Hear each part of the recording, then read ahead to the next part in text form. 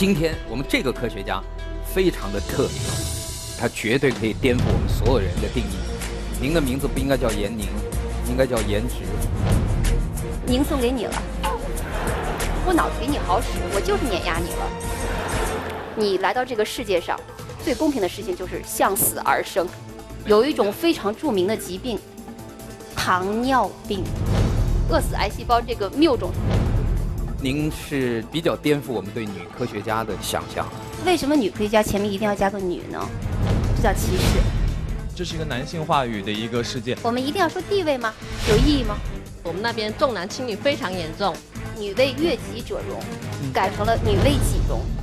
过去50年时间里的一个科学难题，被他和他的团队用了6个月的时间就拿下了。天生我材必有用，拿实力说话嘛。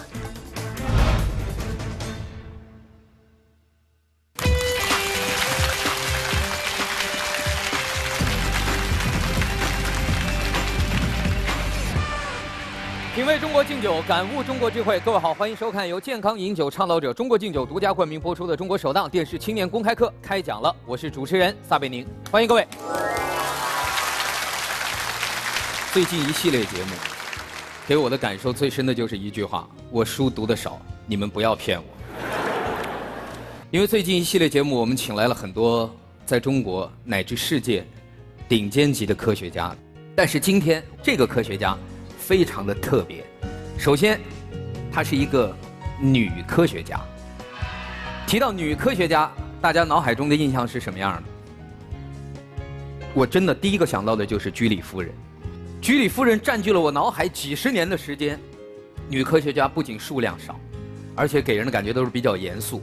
但是今天这位女科学家，她绝对可以颠覆我们所有人对这一概念的定义。在结构生物学界，过去50年时间里，世界各地的结构生物学家想要攻克的一个科学难题，被他和他的团队用了6个月的时间就拿下了，而且这个团队的平均年龄还不到30岁。掌声有请我们今天的开讲嘉宾，生物学家、清华大学医学院教授严宁，有请。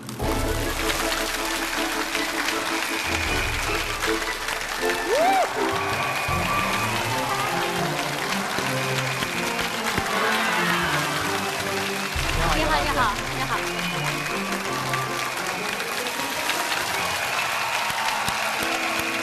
大家好。您的名字不应该叫严宁，应该叫颜值。谢谢啊，您送给你了。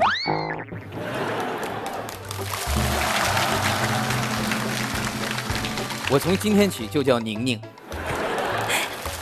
谢谢。各位请坐。但我觉得科学家的冷笑话一般人是接不住的。饶毅接不住。您跟饶老师很熟吧？斗嘴。是吗？他没赢过。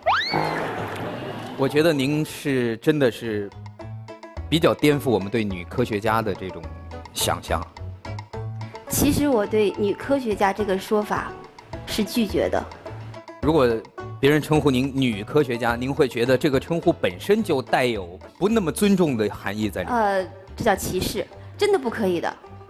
为什么呢？当你们用的时候，也许你是出于善意，但是你会随便，比如说叫撒贝宁就叫帅哥主持人，这样你会感觉他没有实力，是靠着偶像派。但是事实上我不会感觉，我希望大家那么称呼我。我不知道你是靠关键我痛苦的是，几十年从来没有人叫我帅哥主持人。哦，我妈妈说她觉得你非常帅，而且是内外兼修的帅。然后他本来可惜这样的观众不多。所以对，所以这就给人的感觉就是说，你所有的努力别人没有看见，别人一眼就看见你了，这种感觉非常不好。所以我决定从今天起，我们称呼所有再到我们现场来演讲的那些科学家（括号男性）为男科学家。可以。然后我个人是一位男主持人。这么说确实有点怪啊，对吧？对。那为什么女科学家前面一定要加个女呢？也是啊。这我们开始说点正经的东西啊。您的专业，结构生物学家。什么叫做结构？其实大家想一想，你触目所见都是结构。你看这个讲台是圆的，这个桌子这是弧形的，比如说这个人的脸比较圆，这个人的脸比较长，等等等等，你的头发是长的还是短的，在我们眼中这些都叫结构。然后您研究的是细胞膜，研究的又是细胞膜当中叫葡萄糖转运蛋白，完全正确，对吧？我是看你这几个词好儿我都费劲啊，说这对个。我很费劲，因为这几个词儿我是背下来的，我不知道是什么意思。葡萄糖懂吗？就我其实就是我们在座的很多同学，对，就比如说小三，我就挂个葡萄糖，就是实际上是补充能量的。你为什么要挂葡萄糖？就是因为它是可以给你提供能量，对吧？那葡萄糖你怎么摄入？刚才你说，为什么你不是吃，是直接？你的爱好还真不一样啊。不，因为吃的话，很少有直接去吃葡萄糖。你的米是什么东西？大米也是淀，里面有淀粉是吧？然后也有麦芽糖，是吧？那继续，反正吃进去以后，它转化为葡萄糖，提供我们人体的能量。非常好，但它怎么提供能量呢？你需要把它的能量给它抓出来，这件事情谁来做？细胞来做。所以葡萄糖第一步就是要进入到细胞，就这么简单一件事儿。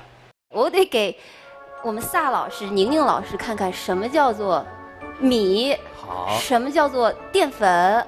每一个小的环儿就是一个葡萄糖，葡萄糖串在一起就是淀粉，中间这个白色、蓝色的就是蛋白质，也就是我的葡萄糖转运蛋白。它可以这样动，把这个一转，对吧？葡萄糖中间那个，哎，进来了。那些红色的小点点就是葡萄糖。就这一个红色点点，对。这是葡萄糖。对。就被它放到细胞里来了。对。然后它就可以在细胞里面把能量提取出来。对。我不知道我理解对不对？转运蛋白其实就是一个一个的快递外卖小哥，他们骑着电动3轮摩托，奔驰在不同的细胞膜之间，把葡萄糖运送到细胞里面。你这么理解也可以。其实我更愿意说的是，转运蛋白就是那道门。当然你知道门，您去过这个商场吧？那个旋转门，对，那就是转运蛋白最佳模型。但是这个过程你看着很简单，它确实时时刻刻都在发生。刚才这一个小机器，每1秒钟，它可以转1200次。想想这个速度，1秒钟转1200次，这还不是最厉害的。你大脑中的葡萄糖转运蛋白1秒钟6000次。我怎么觉得有点晕？现在。但是要想一想，当它不工作了，会有什么后果？你血液里的葡萄糖不能转进细胞了，有一种非常著名的疾病——糖尿病。糖尿病它其实真正的原理，它是葡萄糖这个蛋白啊，它上不到膜上去了。就是我们膜上本来有，比如说1000道门，现在突然间只剩10个门了，大家涌不进来了。哦，好吓人。我解释的您听懂了吗？完全听懂，很有成就感。你们在座的听懂了吗？今天我已经占用前面太多的时间。按道理来讲，其实往常节目到了这会儿，我们的嘉宾一般都已经演讲到一半了。但是今天嘉宾还没开始演讲，所以大家也知道，女科学家和之前来的男科学家就是不一样。啰嗦。不是，是我愿意花更多的时间跟您聊天。不过待会儿我们还有机会，接下来我们把时间留给您，掌声有请闫宁老师开讲。谢谢。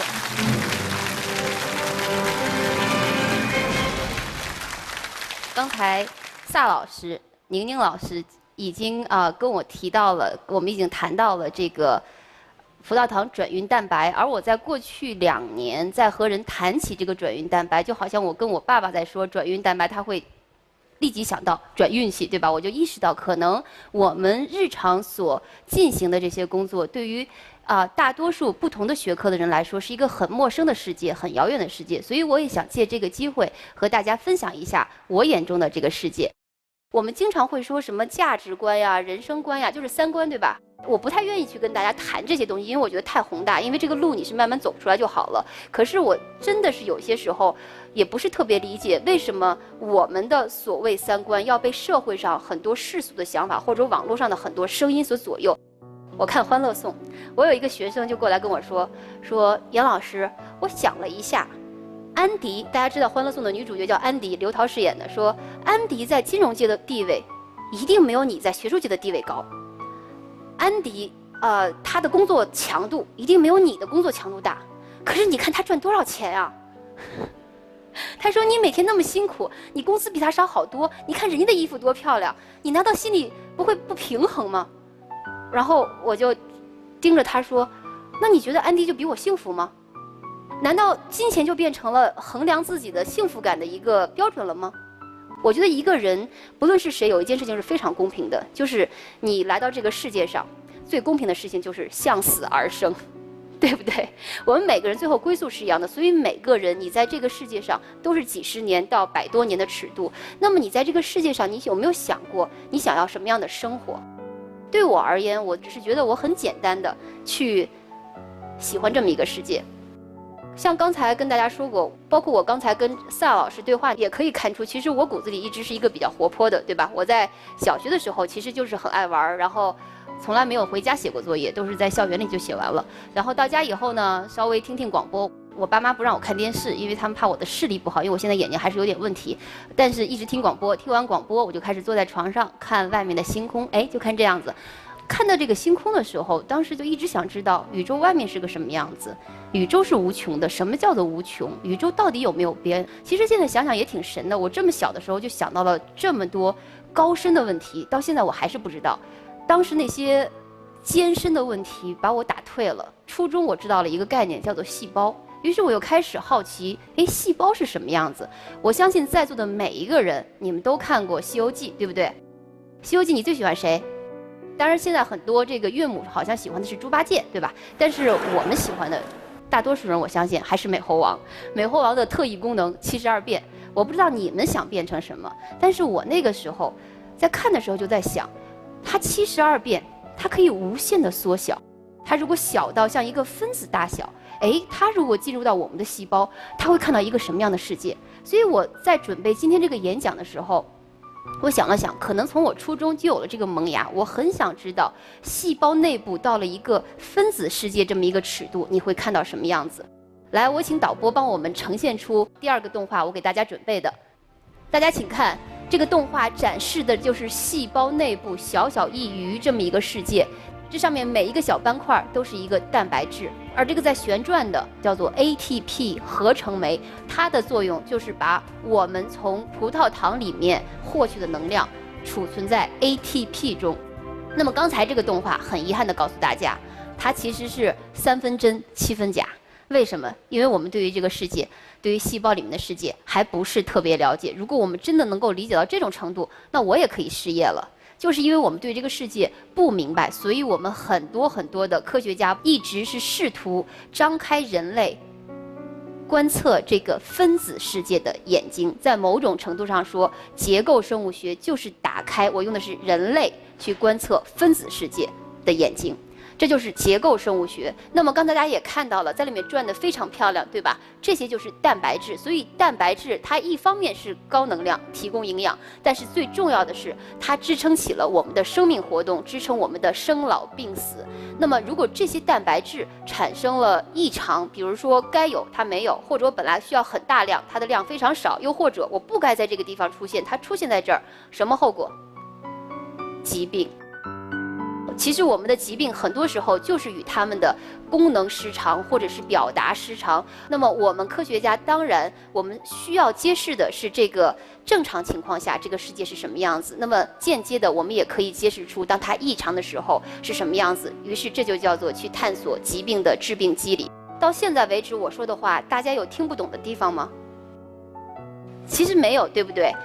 这就是科研。其实科学家大家不要想象的这种高高在上啊，好像说出来都是子曰，哦，那不是科学家，然后谈毕爱因斯坦牛顿，不是这样子的。其实我们做的是非常有趣的研究，就是把大家日常生活中的想当然不断深入挖掘下去，或者说我们总是想找出它的分子基础，找出它的物质基础，这就是科学家的世界。而且这个世界其实很美妙。坦白说，我们再回到刚才那个话题，就是女科学家。本来我自己是比较抗拒这个话题，但是呢，在2年之前，我自己慢慢有意识地主动去谈这个话题了。为什么？就是这么一个浅显易懂的世界，它其实没有任何门槛，只要你在本科接受了足够的训练，到了研究生阶段，或者到后面这个研究阶段，它对于性别，我个人认为是没有任何偏向性的。去年我去瑞典参加他的瑞典结构生物学全国会议，他是请全世界的一些科学家过去做这个主题报告。当时我是大开眼界，说，哎，怎么回事？怎么所有的报告人里面竟然有一半都是女生？这个问题我之前竟然没有想过，因为我自己也组织过很多的国际学术会议，其中有一个要求，很多国际学术会议有一个要求，就是女性演讲者的比例不能低于20%。中国你要去看，在大学里面，特别是独立领导实验室的女性科学家的比例确实很少。但是我去瑞典的时候就发现，他们竟然有50%。然后我就跟这个瑞典这个本国的科学家去聊天，我说，哎，这真是太神奇了，你们竟然有这么多女性科学家。他们就说，这不是很正常吗？但是不仅仅是我国，包括你在美国呀，更别说这个日本，甚至欧洲其他的国家，女性科学家的比例都少得可怜。是女性科学家你的能力不行吗？大家想一想，中国科学类的第一个诺贝尔奖谁获得的？涂奶奶，对吧？你们可能不知道的是，在美国科学院的华裔院士中，女性的比例是要高于男性的。我已经回到清华9年了，那么其中有5年我是担任了研究生招生委员会这个生命科学这个招生委员会的这个叫 committee chair 是主席。在我们面试的时候，发现女孩子们的表现好极了，她们不论是知识，不论是表达，包括那个风采，你看到都是这种非常优秀。可是再往后面去做博士后了，甚至再往后面要开始像我一样从事独立的科研工作了，你会发现女科学家去哪儿了？是什么地方出了差错？我也请大家自己可以想一想。但是为什么开始说这个关注女科学家的问题？其实一个起点是，我自己的学生，他其实做得非常好，在我看来他非常优秀，可是不知道为什么就突然间跟我说他想要不读了。我说是我对你不够好，你在实验室压力太大吗？他说不是，他就是觉得正好有一个应聘的机会，他很担心以后自己找不到工作。所以我就跟他一直在说，你看你现在做得这么好，你这个马上就可以出成果了。当时他听了以后，他就也想了想说，好吧，我觉得您说的是对的。结果过了3天，又回来跟我说，我跟家人讨论了一下，我还是觉得我应该去工作，而不是留在实验室继续攻读博士学位。于是我又跟他探讨了一遍，然后他又被我说服了。这种简而言之4次之后，我最后说，好吧，没问题，我支持你的任何选择。所以但是在第4次之后，我要告诉大家，就是他作为第1作者的论文已经发表，当时他已经可以作为一个博士去这个毕业了。那么当时我自己心里其实说实话是挺不好受的，甚至在很长一段时间里面，我都在想，为什么？我自己分析了一下是为什么呢？因为大家在这个青葱岁月求学都是自由自在，男生女生没有区别，对吧？但是如果你读了博，那么你毕业的时候也恰好是你成家的时候。更别说女性她有怀孕，然后生孩子，对吧？那么其实这个过程，我自己思考了一下，有可能是对女孩子们的事业造成一个扰动的阶段。所以大家应该很努力的去追问自己的内心。对我而言，我最近有一些想法，我前不久在我的微博上也曾经写过，就是说，我们这个人生在世哈，只要给你钱，消费的能力谁都有。那么作为一个动物或者说生物，我只要给你食物，消化的能力也基本上谁都有。可是区别于每个个体的是什么？是你给这个世界留下了什么？是你创造的能力大不同。所以这就是我自己的一些感悟。可能我过10年我会不会变，我不敢说，至少在现在这个阶段我是这么想的。我给我自己定义了我的一个存在的价值。所以每位同学，我不是希望你们听完我说完就会觉得我们都应该创造怎么样，我是希望你们能够有自己的一个独立的思考。同样对于女孩子们，我对我的学生也是这样说的，如果你选择去做全职妈妈，或者你选择去做文职人员都没有问题。最重要的是，这是你经过思考，你独立的选择，你不是屈服于家庭的压力，屈服于社会的压力。我就是希望每个女孩子要勇敢，要遵从你的内心，认真去想一想，你到底想要什么。所以，好好的分析自己一下，了解你自己，勇敢的做你自己。我的演讲就暂告一段落，谢谢。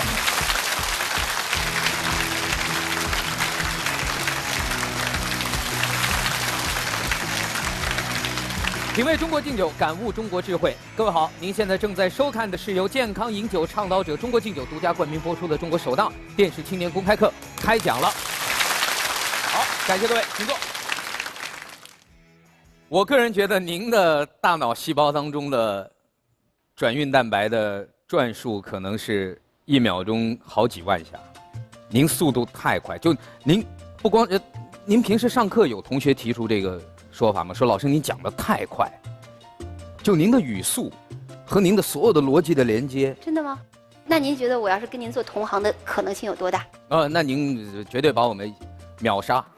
好，接下来观众的问题来了，严宁老师，饿死癌细胞的科研工作有没有可能有一种分子可以与它结合，使它失去翻译转运基因的能力？我想我大概我猜到了，这个同学是非常专业的问题，也谢谢你给我提这个问题。我刚才其实忘了讲这一条了。这是哪位？好，我给大家讲一讲这个饿死癌细胞这个谬种是如何流传的。就是这个提法是不准确的，是吗？在科学界讨论这件事情，我认为是可以的。但是当它变成一种大众媒体上的一个标题的时候，甚至变成一个，其实就会变成了误导了。所以借这机会可以说一下是为什么呢？刚才说了葡萄糖转运蛋白非常重要，对吧？但是我还说了葡萄糖提供能量，说这个葡萄糖是最主要的一个提供能量的物质，对吧？我说了大脑需要。那么还有一种细胞，就是严重依赖于葡萄糖，什么细胞？肿瘤细胞。如果是在有氧气的情况下，一个葡萄糖分子，如果您学过生化，它可以转化成30多个 ATP 分子。在没有氧气的情况下，因为它的整个消化它的状态不一样了，那么我一个葡萄糖只能给出2个 ATP 了，那什么后果？就得大量的摄入葡萄糖，对吧？所以说，在癌细胞里面，葡萄糖转运蛋白它就特别多。所以我当时就给大家解释到这儿，就是说，我们现在知道了它长什么样，我有没有可能去抑制住它呀？对吧？我比如说堵上，对了，让那个葡萄糖没法进入癌细胞，让癌细胞没有能量而活活饿死。对，于是就变成了这么一个标题，叫饿死癌细胞。但是您看，再想一想，因为每个细胞，特别是大脑细胞、脑细胞都需要葡萄糖，你怎么样保证饿死癌细胞而不饿死正常细胞呢？这就是一个问题，对不对？所以我当时也提了。科研从基础研究要想真到制药或者产生一个疗法，这可能就是10几、20年、几十年的过程，真的是没那么容易。所以我正好借这个机会，也来澄清一下。这是一条漫漫的科研谢谢这位同学，搜索之路。你提这个问题。接下来一个问题，应该也是一个搞科研的同学问的：您怎么看待初入科研领域强烈的挫败感？这是应该是一个年轻人。这个问题里面，我能看得出来，他是带着血和泪。这是谁？强烈的挫败。哪位？你是从事科研工作吗？现在？是的，是的。你是几年级？我现在是直博，现在是第3年。我觉得这位同学，你这个问题应该是很多，除了极少数幸运儿，绝大多数的博士生在前面2、3年，这完全不鲜见。然后我有时候还跟我的学生们，你可以问他们，我说。这话我希望你们不要认为是很残忍的一句话，就是说你越早的跌跟头，把你的内心锻炼得越强大，那么对你的未来其实是越好的。因为我们是越年长，你越经不起挫折，而反而挫折越早，对你整个人生可能是有好处的。然后很多人和你一样在经受着这个过程。虽然我强烈的挫败感是产生在10几年前了，但是我到今天还是历历在目。您是10几年前？对，是我刚进这个实验室读博的时候，就是我们到普林斯顿吧，它是有个叫做 rotation 或者叫轮转，就是你在3个实验室分别做3个月，最后选一个实验室。那么我其实是2001年6月份才真正选定了我要读博的实验室。那么你想，我好歹也是清华出去的，对吧？你一笑我知道有效果了。然后然后到那边的话，也觉得自己应该还知识上应该是可以的。然后我也挺用功的。可是当时说实话，在整整1年半的时间里，我是做什么做不出来。可是最可恨的是，比我早进实验室几个月的一个同学就坐在我后面，他是来自复旦的。然后人家刚进实验室没多久，就已经跟另外实验室一个比较资深的博士后在一篇 Cell 我们叫细胞论文上已经有一个作者了，然后又做了1年。当我还在苦苦挣扎的时候，他自己第一作者的这个细胞也发表出来了。你就知道当时那种苦和累吧，那种血泪史。然后关键是，我们那个导师，我也不知道他怎么学的心理学，他就整天在我面前说啊，你看他多么细心啊，你看他做事多认真啊，你看他多踏实啊。中国的家长从来都是这样啊，别人家的孩子。对呀。那1年半，当时真的就是说，觉得暗无天日不为过呀。但是我想想，可能是到了2003年1月11日，你能了解我这种刻骨铭心吗？就是连这个日子我能记得那么清楚。我导师说，你终于会做实验了，就是因为我把一个很复杂的，我们叫做一个生化实验，很复杂的我自己从头做出来了，而且最后结果也很好。就说前面当你很挫败的时候，你是有一个期望值的，就是你认为我可以达到什么水平，但是事实上可能我们因为刚进入一个领域，你对你的知识储备可能并不是特别完善，而且你有很多小的习惯。我们经常说的一个潜意识做事儿，这种潜意识好多时候是要通过漫长的训练，这个漫长我说的可能是几个月，可能几个星期，也可能几年，然后从那以后也奇了怪了，我再往后做就没有再失败过任何实验。这个从几率上来讲，科学实验它一定有成功有失败。但是我自己觉得哈，做实验科学的同学有一点你们一定记住，细节，细节，细节，就是为什么重要的事情说3遍。对，细节，不要盲目的相信说，哎，我智商不如他，不是的。不光是做就是用心实验科学，我觉得这一条适用于所有的行业，包括我从事媒体行业这么多年，我看到身边那些成功的人。除了他的专业能力之外，除了他的业务水准之外，重要的是他对人生细节的把握，不光是工作的细节，对周围的人，对他和每一个人之间的关系，他懂得体贴周围的人，懂得知道团队里面每一个人需要什么，这些所有的细节，是一个人最终能获得成就的非常关键的一个品质。杨老师您好，我想说，现在我工作的单位呢，我这个行业的职工一共有1300多人，男生不到60。哇，为什么你说1000多人当中男性只有60人？你的职业是？我来自于北京朝阳医院呼吸与危重症医学科，我在重症监护室工作，我是一名男护士。重症监护室就是我们平时说的 ICU， 是吧？对 ，ICU。刚才听了那个杨老师的演讲呢，我有一个问题就想，您说您通过这个蛋白质，能够发现这个生老病死，并且通过您的研究来看清这个世界的真相。不是我的研究，是我们的研究。对，你们的研究，您这学科的研究。那您有没有想过，就是知道的越多，有的时候呢会特别的恐惧。就像我们刚学诊断学的时候，我刚一学，哎呦，我这哪不舒服了？哎呦，会不会是这个病？会不会是那个病？或者说您怎么看待这个生老病死？我倒是觉得可能跟我们学科相关吧，就是现在我研究的越多，反而我觉得我对于生命很好奇，越试图去理解生命。比如说生命到底是什么，这是最近我和我的朋友们了解，就是聊起来最多的。我其实不太会去想生老病死的问题了，我反而就在想，就是用这些能量进行了转化，把物质进行了转化，中间过程中又产生了很多的信息。那么这个进化的方向到最后是什么样子的？然后我们这些生物是不是就是地球衍生出来的一个系统，用来改变它的地球本身的一些性质？比如说你要知道，在几十亿年前地球上是没有氧气的，所以现在当人在说我们要去火星，火星上没有氧气，我就在想，地球最开始也没有氧气，因为有了生物改变了它的大气层，然后造出了现在这个地球这个蓝色星球。就是你看这些东西，有些时候我会觉得我越研究越有一种谦卑感，觉得这个人的渺小。但我觉得一个科学家以这样的眼光看待世界，有助于他去进行科研。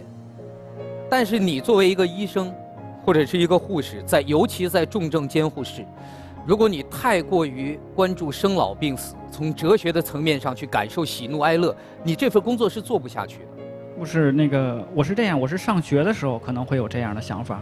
那我现在呢？我觉得，如果你上学，你不是说你害怕的是疾病吗？而我们做的学科是我根本没学特别多的疾病，我一说疾病就在想它到底是哪个分子出问题，所以我接触更多的不是疾病的那些痛苦，而是说，哎，到底什么乱了？我去看那个小机器怎么回事儿。你刚才问了这么多，我真的想知道你每天看待的这些现实世界中的生老病死，尤其是人的生命的终结。实际上，在这个生老病死的问题上，我特别认可严老师。我认为人活着就要有质量的活着，还有严老师刚才讲的，要活出真自己，不要被很多外界的东西所影响，做自己喜欢的事情，是最幸福的事情。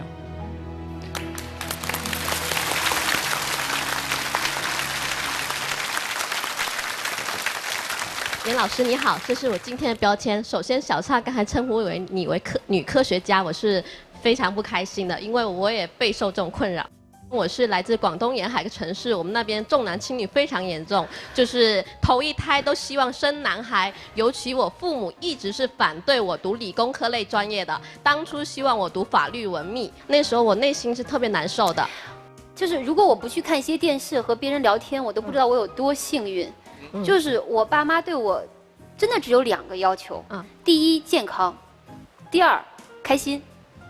除此之外，他们没有任何要求，就是一个放养。所以，我觉得我真的非常幸运。借这个机会，一定要好好谢谢我的爸爸妈妈。中国没有那么多女性像你这么幸运，我们都是就是处于非常艰难的一个阶段。像我一直是在跟父母挣扎的。我现在还是希望我爸爸妈妈能看到电视节目，他们可以理解我现在做的事情，包括不要再叫我女创业者、女技术宅，我就是非常普通的技术爱好者。你知道吗？其实这就是我今天为什么接受了这个节目，就是我跟饶毅很大的区别，你知道是什么吗？饶毅是很愿意站在聚光灯下的，我其实是内心很抗拒的。但是我后来慢慢意识到，这不是在作秀或者怎么样，而是我们的责任。就像你说的，我是一个幸运儿，在某种程度上来说，我们需要让这个社会慢慢看到越来越多的，就是女性她可以成功，女性她可以，我叫做独立女性，对吧？她这上面有长有短，但是不会因为性别在一些行业上有本质的区别。所以我们是需要有这样一批人勇敢地站出来说话。我觉得在这种程度上，我本意是想说，女孩子们你们就勇敢一些，你不孤单。但是如果另外一方面能够让您的父母，就是我们的长辈，或者是有那些比较传统观念的人看到这一点，哪怕有一点点的变化，我认为也是值得的。而且这个过程我相信是非常漫长的。大家都知道我来自于普林斯顿大学，对吧？常青藤名校，世界上非常好的学校。但是它到了20世纪70年代，它才开始招女的本科生。就是可见这条路有多么漫长，所以在这种程度上，我相信这是我们所有人的责任吧，可以这么说。父母到现在为止仍然还在跟你就这件事情有争论？有的，就是最常规的就是逼婚，就要告诉你父母，你的人生是你的活法，就是担忧你自己能承担起各种后果。一位很尊敬的王志珍老师在我们清华的报告里面在讲，他说他年轻的时候就从来没有听说过说你是嫁得好还是干得好这个话题。然后他说，怎么我到了21世纪了，这个变成了一个话题，开始讨论起来了。就是说女性那种自立的精神哪里去了？关键是你给自己怎么定位。比如说我已经把那句女为悦己者容改成了女为己容。对，就是你自己开心就好。您不觉得就是男人其实他有更大的社会舆论压力和身边的舆论压力吗？泽璇可能就是他的父母也说他父母重男轻女，但是可能最终他如果还坚持从事他这个职业，就是他父母觉得他不对的那个职业，最后可能他父母其实也会妥协，就说算了。但假如是你哥哥或者是弟弟，就是你们家的男孩说要去干一件就是父母不支持的事情，我觉得你爸妈对他的措施可能会更加激烈。所以我哥考公务员。他的理想是去做公务员吗？不是，他是学生物的，但后来他去那这样说来，所以他学生物的最后去考了公务员。对，所以其实我是不是可以这样理解成为，就是你现在其实反而满足了你的心愿，在做自己想做的事情，而你的哥哥反而因为家庭和社会的压力，没有做他想做的事情。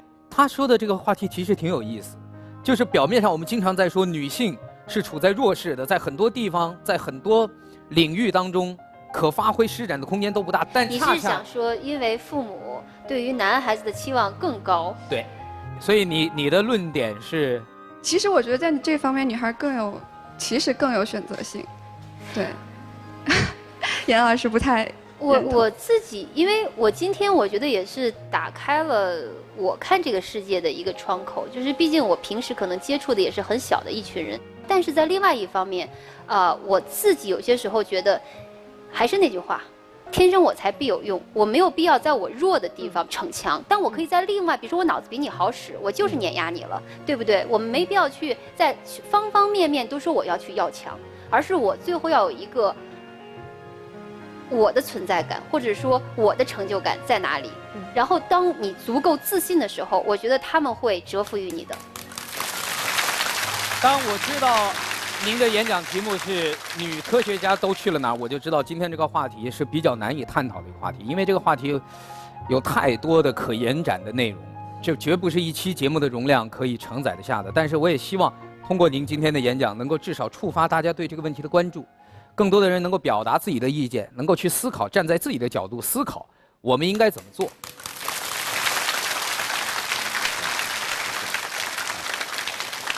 小蔡哥好，严老师好。有一所学校您去过，还进行过开讲了的录制，叫北京师范大学，我来自那儿。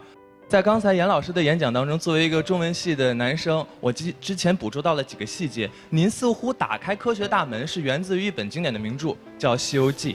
《西游记》里面孙悟空变小了，变成了一个小人儿，但您看到的是科学的窗口。似乎在这里面，文学对您来说是一窗户，打开了世界。而我也看了您的微博，您最喜欢的当代作者是金庸。在这儿就刚好有一个问题，我觉得是对立的。在我们通过文学角度去评述的时候，似乎会觉得他的作品当中对女性的视角似乎不是那么的善意。对，就是我小时候比较喜欢金庸，然后我回国以后再读，有点读不下去了，因为我主要是觉得没逻辑。为什么？你看他的小说全都是男主角掉下山洞了，得到秘籍了，被人输入内力了，然后开挂了。对。仔细一想，还真是。然后一个杨过旁边有3个女生，不只是小龙女，对吧？你想他把程英害得有多惨？是的，似乎女性都是。我后来确实越读越气愤。您真的有那么多时间做实验吗？我看对您的介绍说，您一天24个小时，有14个小时在实验室里。那你不还有10个小时呢吗？哇！但是你说起好多细节来，真的记性好，没办法，碾压死我了！天哪！好像现在我们之前一直觉得这是一个男性话语的一个世界，但现在随着我们看到越来越多，包括您之前非常喜欢的《欢乐颂》，里面开始是女性作为主导审视这个世界，给男性贴标签了。您是怎样看待？似乎男性在话语方面慢慢的趋于弱势。真的吗？其实我们要想一想，男女这种差别来自于什么地方？来自于农耕社会，或者重工业社会，因为你体力的差别确实有了差别。现在就很关键的一点就是，女性她其实经济独立权已经越来越高了。那么这种情况下，你是不是可以勇敢的做自己？这不是说针对的是女性，而是每一个性别或者说每一个个体。你是男孩子，你也会面临着我想从事科研，可是我想去经商，我父母想让我从事科研等等。我们每个时候都是面临着很多的压力，很多的选择，只不过有一些压力是更广泛的。事实上，我今天谈了好久，不是只针对女生，因为我觉得那本身也是一种，对吧？不太合适，而是说每一个人，就是我们每个人都只有几十到长寿的话100多年，至少按照现在科技的发展，在这么一个短短的时间范围内，你如何过好这一生？如何你觉得自己最有意义、最有价值？我觉得这才是最重要的。杨老师好，我是来自您隔壁饶毅老师他们学院的1年级的直播生。就我觉得像不管是您这样的杰出的女科学家，还是我们这样普普通通的科研工作者，我们都有责任向大众就是去科普一些知识。但是我就在平常觉得非常难以被理解，就是人家会问我你是做什么的，我说我做生物的，但是不管我怎么说，好像也是他们都不能理解，三言两语也说不清楚嘛。然后就像是那个 GLUT1，就是您当时14年的时候解出来了，然后媒体也是捕风捉影的，因为他们就能理解那么一句话，就是也不要批评媒体，就是他们因为我们就能理解那么一句话吗？你看今天严老师讲完以后，我不是理解了很多吗？是，可能当时您媒体也是有开记者会的时候，就是会让我们科学界的误以为它是标题党，为了那个博那个什么点击率。对，我们科研工作者怎么样才能更好的把一些科学的理念，还有最前沿的这些知识宣传给大众？我觉得你这个问题真的提得特别好。我自己不太敢做科普，因为我说做科普，首先你得会说人话。对。然后我们好多时候，我认为我说的是人话。比如说我跟你说葡萄糖转运蛋白，我跟你说膜蛋白，我跟你说基因序列，对我们来说这都是就是最简单的交流，我整天用的这些概念，对吧？就是这里面是有一个鸿沟的。那怎么办呢？我自己在想，也许这个不应该是我们的工作，就是说理科应该开设传媒专业。就是说，我们的传媒工作者在未来，他其实应该是具备各种各样背景的。我个人觉得呀，您说的一句话，点醒了我。扫描屏幕下方二维码，参与节目互动的观众将有机会获得由健康饮酒倡导者中国敬酒提供的“跟着敬酒去旅行”活动免费出行名额。我个人觉得呀，您说的一句话，点醒了我。我在这个节目里面对之前来过的科学家，我总在提一个问题：您能不能用简单的几句话把您的科研立刻让观众明白？我这种提法是很不礼貌和很不严谨，所以我从现在我决定，在这个节目里，如果再有科学家来，我绝不会再问说，来，请您用简单的几句话把您的研究成果告诉我们，并且让我们立刻知晓。我再也不会提这样的问题。在我心中立即高大上，气场2.8米。来，刘一峰，老师好，我是来自清华的一个学生，然后之前呢也是在实验室里做了5年多的太阳能的研究，直到后来我们发现我们这样一个技术它能够被应用，然后我们就开始从事一些创业，把这个技术推向实用领域。那现在问题来了，就是说，当我现在开始创业、开始管理公司的时候，就会有很多人说，包括我的父母也说，你应该拿到一个博士的学位，这样的话你以后才有一个最基础的保障。企业也会需要有持续的研发能力，才能够不断的保持我们的领先性。那我应不应该去读这个博士？应不应该继续回到实验室里，放弃我现在的公司，去继续做一些研究？谢谢哈，校友你好，学弟应该是，就是这个社会到底有多么看重学历，对不对？是你的能力还是你的学历？术业有专攻。从我自己的角度来说，就是你给自己怎么定位，我相信您自己肯定已经有答案。其实说白了就是您刚才说的，他现在最想要什么？对，鱼与熊掌不可得兼，怎么办？扫描屏幕下方二维码，参与节目互动的观众将有机会获得由健康饮酒倡导者中国敬酒提供的“跟着敬酒去旅行”活动免费出行名额。鱼与熊掌不可得兼，怎么办？在挣钱和玩科学游戏，你现在最想要什么？其实我最想要的就是让我的科学研究能够被应用，让我们这样一个企业，我们做新型的太阳能材料，把它推广到现有的各种各样的工程当中去，这就是我们现在这样努力的方向。那我个人觉得他还是先不要着急回实验室。其实我一般不给成年人任何建议，最后路一定是自己走的，只有自己选的才能自己负责任。其实我个人觉得，今天您的那个演讲的题目，确实打开了一个很难以在一期节目里去讲明白的话题。所以我在想，科学家去了哪儿？不光是女科学家，我怕未来男科学家也会渐渐的减少。如果大家都不再对科学感兴趣，都不再对自身存在的奥秘感兴趣，今天的孩子们从媒体当中得到的都是你如何有一个好的前途，什么专业最合适，更多的神话故事是关于这些。有一个故事是您在采访中讲过的，说在古希腊的神话传说里，当一个神做了有利于人类的事儿之后，为了奖励他，众神之王宙斯就会把他带到神殿里，打开一扇窗户，让他看一眼宇宙的奥秘。这是对一个传说中的神的奖励。而今天这些普通人，我们以凡人之心，以凡人之眼，能够真正的去探知这个世界的奥秘，我觉得这是人生最大的奖赏。所以希望更多的孩子能够得到这样的奖励，能够真正打开那一扇了不起的窗户。掌声感谢闫宁教授给我们带来的精彩开讲，谢谢。